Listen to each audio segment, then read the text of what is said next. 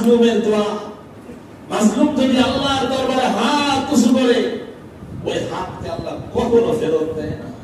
এই বাংলার জমিনে অনেক মাজলুম আছে না নাই?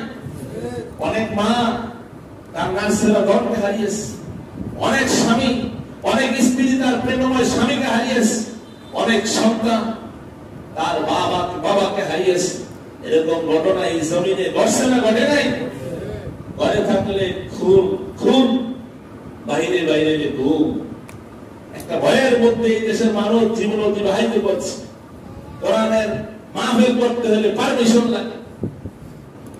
কথা বলেন? আল্লাহ সেই স্বৈরাচারী সব খতম করেছে। এটা শুধুই এই জমানায় না, আল্লাহ যুগ যুগ ধরে বলে আসছে। কিন্তু আমরা এই নিদর্শন থেকে শিক্ষা নিতে চাই, আমরা শিক্ষা নিতে চাই না। আল্লাহ আল্লাহ আল্লাহ সব পারে, আমার আল্লাহ সব পারে, কিন্তু আল্লাহ ধরে ধরে ধরে না, ধরলে আবার ছাড়ে না। অতএব মাজলুম যদি দোয়া করে, ওই দোয়ার মাঝে আল্লাহর মাঝে কোনো হিজাব থাকে না। হাজার হাজার মাজলুম বাংলার জমিনে আল্লাহর দরবারে হাত তুলেছে। আল্লাহ, আয় আল্লাহ, এই জুলুম নির্যাতন থেকে আমাদেরকে হেফাজত করো, এই দেশের জনগণকে হেফাজত করো। অনেক মানুষকে দিচ্ছে, অনেক মাজলুমকে দিচ্ছে, আল্লাহ তাদের দোয়াকে কবুল করছে। সুবহানাল্লাহ। তাহলে এক নম্বরে মাজলুমের দোয়া আল্লাহ ফেরত দেয় না। দুই নম্বর, ন্যায় পরায়ণ বাদশার দোয়া আল্লাহ ফেরত দেয় না।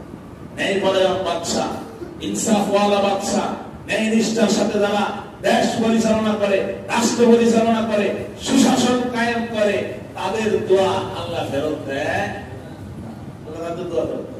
তিন নম্বর হলো মুসাফিরের দোয়া। মুসাফির যদি আল্লাহর দরবারে কোনো দোয়া করে, তা সাথে সাথে আল্লাহর দরবারে মঞ্জুর হয়ে যায়। সুবহানাল্লাহ। চার নম্বর হলো রোজাদারের দোয়া। রোজাদার আল্লাহর দরবারে যদি কোনো দোয়া করে, আল্লাহ সাথে সাথে তা কবুল আর মঞ্জুর করে নেয়। সুবহানাল্লাহ। পাঁচ নম্বর হলো মা বাবার দোয়া। মা বাবা সন্তানের জন্য যেই দোয়া করে, ওই দোয়াই সাথে সাথে কবুল, সাথে সাথে আল্লাহ কবুল করে নিবে। মা বাবার দোয়া আল্লাহ কখনো ফেরত দেয় না। রোজাদারের দোয়া আল্লাহ কখনো ফেরত দেয় না, কারণ রোজাদারের জন্য সমুদ্রের মাছ